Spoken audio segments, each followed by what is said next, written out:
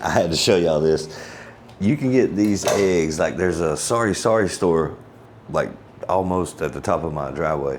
It's not far, but you can get this whole rack of eggs. How many eggs is this? Hold on, let's see. It's a dozen, 3 dozen eggs for 270 pesos. And I got these 4 rolls. The total was 280. It was 280 pesos for 4 pieces of Spanish bread. Let me show you these rolls and all of these eggs. And they're fresh eggs. I mean, doesn't get no fresher actually. But these rolls are to die for. They're still warm too. But you know, you can get your bread fresh daily. It's hard to beat. Now it only lasts, like, you don't want to buy too much of it because it only lasts, it's real bread. So it's only good for a few days, maybe 3 or 4 days at the most. So because it's so close and so convenient, and these things are all over. I've seen them in every city that I've went to in the Philippines. These bakeries, especially the more you get out in the provinces. I mean, I'm sure they're all over the cities too, but they're more obvious in the province areas like I'm in. But anyway, it's gonna be a good breakfast. This is how you get your day started right here in the Philippines, especially as a single man. If you're willing to cook for yourself, man, some fried potatoes and onions, steak, fresh eggs, straight out the chicken probably this morning. And I got 1 piece of the French or the Spanish bread just because I want to taste it without the jelly. But if you watched my earlier videos, I'm still addicted to that pineapple mango jelly. Well, I actually like the plain pineapple jelly better. I see that big girl. But that's not what you guys came here to see. These are the videos I used to love watching whenever I was sitting at home, hoping that I could get to the Philippines someday. But I'm kind of amazed. I finished my breakfast and I'm kind of amazed at what this month's turned out to be. Watch out, girl. Get out my way. But it was less than I didn't intentionally try to save money either. I did everything that I wanted to do. I probably should do a little more. I can definitely afford to. But anyway, let me break this out and see what we got here. I keep track of everything. I keep all my receipts, and most of the things here in the Philippines, you're gonna be dealing with, I don't know if that sun's probably blinding you guys. Probably can't see in here. I'm getting the shade a little bit. I think the dog was even trying to tell me, hey man, come over here where it's shady. Let's see what I got here. Let me put y'all down right here. I just finished, I broke out the computer. I always use Google Sheets. And kind of crazy. I was like, wait, this can't be right. But I didn't have no extra expenses this month. I didn't have to do immigration. I'm good on immigration until September. So this is what it turned out to be. And I'll give y'all a total at the end. You know how they do. Got to get you to watch the whole video. But first thing, one of the biggest expenses, actually, it is the biggest expense out of everything, which is just like at home. If you're in the States or any Western country, I guess anywhere in the world, your biggest expense is going to be your housing. So rent, $17,000 in this apartment. Last month I had included the deposit, and I'm going to do one of these every month. But this one's pretty amazing. I'm excited about this one. So the rent turns out to be, it's $17,000 a month, and the variant of the US dollar, I just went by what the value of the dollar was today, and it turned out to be $300.81 for my rent. Transportation cost. Transportation cost was, I pay 5,000 pesos, Filipino pesos, every month for the scooter. And today that is $86.56. And I haven't used the bus, or I haven't taken a ferry for the month. This is from dates of the last month, from July the 1st until August the 1st. So let's see. Next is, which was actually, the landlord was kind of shy about telling me what my electric bill was because it was so high for the Philippines, which it is. And I don't know if you guys have seen in other videos, for some reason the exhaust fan, whenever I turn on the light, the exhaust fan comes on. So if I have on the air conditioner and I want to have the light on at the same time, there's 2 different light switches. One's just over the bed and the other one's in the kitchen when I'm cooking, which is when you would need the exhaust fan on. But a lot of times I need that fan on just for other reasons, if I'm, cleaning up or doing something else. but it sucks out all the air conditioning. And everything else is so cheap. It ain't that I don't care, it's just, you know, it's not a bad deal. But anyway, my electric bill was 6,122 Filipino pesos, which comes to $105.98, which is, I'm sure a lot of you guys watching are saying, that's gonna be an outrageous price. And it is for a power bill, but in comparison to everything else, I'm not gonna complain for sure. I am cutting back now. I haven't even been cutting off my air conditioning. I leave it on 24/7. Sometimes I leave the door open. I know that's irresponsible, and I'm gonna cut that out too, but after you hear the end price, you know, you probably be along the same line of thinking as I am, is that's not that big of a deal. It's kind of crazy. Let's see what's next. My phone. And this includes the price of a brand new phone that I purchased at Robinson's in the middle of the month. Well, actually, it's probably about a week ago. So in phone service and the new phone that I purchased, I spent 5,270 pesos, which comes to a total of $91.23. The phone was 5,200 pesos. And actually, that is incorrect. That shouldn't be 70. That should be 700 pesos. And I'm going to correct that in the number. The true number of that should be 5,970 pesos. 5,970 pesos. And this is what that equals in USD. So I made a mistake there. But I caught it, so we're good. The next is groceries. Groceries, I spent 7,853 pesos, which comes to a total of $135.95. I used to spend more than that in a week back in the United States for groceries. That's crazy. Let's see. The next on the list, I've got hygiene and cleaning supplies separate. And I actually didn't spend much this month. The only thing that I bought was a razor, because I already had the stuff from, you know, I got my stock the month before, and I guess it's lasted me a little while. But 700 pesos equals $12.12. Restaurants cost, I spent quite a bit. This is actually the second biggest expense that I have. I spent 11,439 Filipino pesos in going out to eat. And that sounds like an astronomical amount. And when I look at it, it looks like an astronomical amount. But that is only $198. And I've ate at some nice restaurants. Enjoying my retirement.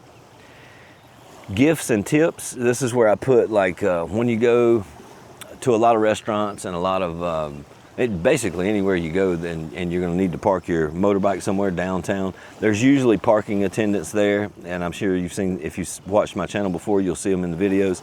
I generally tip them anywhere from 10 to 20 pesos for helping park my bike. A lot of times they'll put a cardboard over the seat so your seat's not piping hot when you come out and sit on it, because it will burn your butt, man.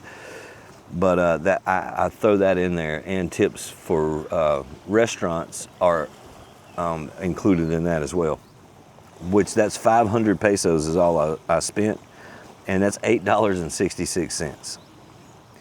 Let's see.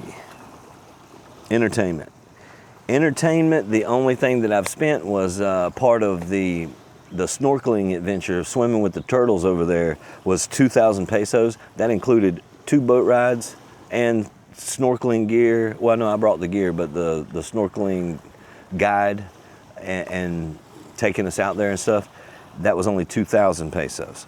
So that comes to $34.62. And that is it. That is the total of everything that I spent this month.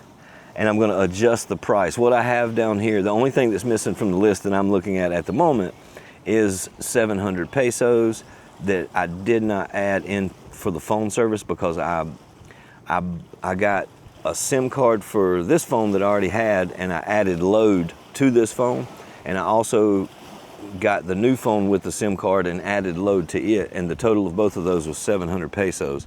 And I think that that's, you know, roughly $12. But as it stands right now, my total that I have down here minus that 700 Filipino pesos is $985.96 for the entire month. That includes all of my entertainment, me going out to eat. That's everything, minus the $12, which I think is about what 700 pesos come to. But the total is, I'll put right here. That's the exact total of what it cost me to stay in the Philippines from July the 1st until August the 1st. Man, you can't beat that.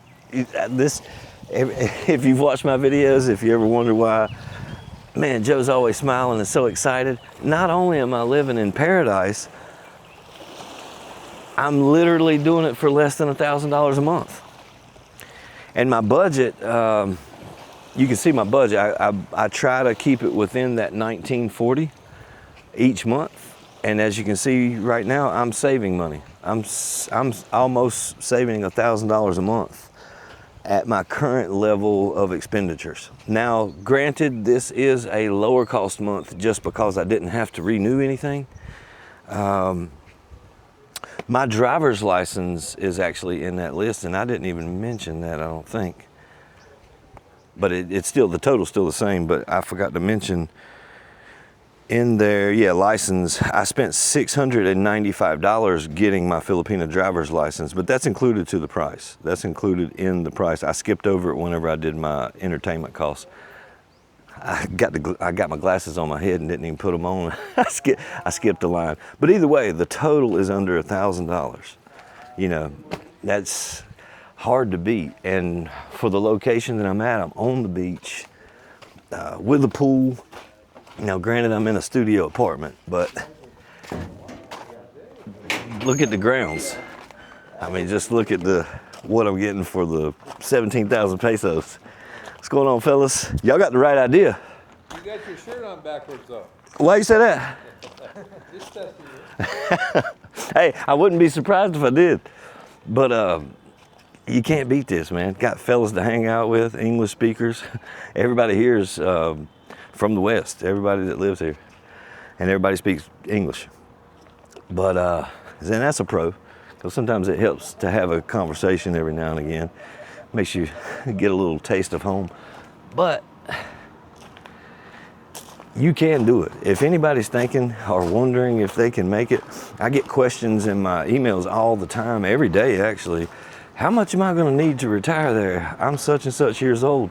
And that's an impossible answer. There's no way. Everybody has a different standard of living. Some people have health issues and some people don't. There's no one set number. The only thing I can do is keep doing what I'm doing and tell you what it's cost me for the location that I'm at, where I'm staying. And it's not, and a lot of people reach out still to this day. Oh man, is there a place open at this apartment? Fortunately for the owners of this property and my original video, man, there is a waiting list to get into this property. There's nothing available, unfortunately.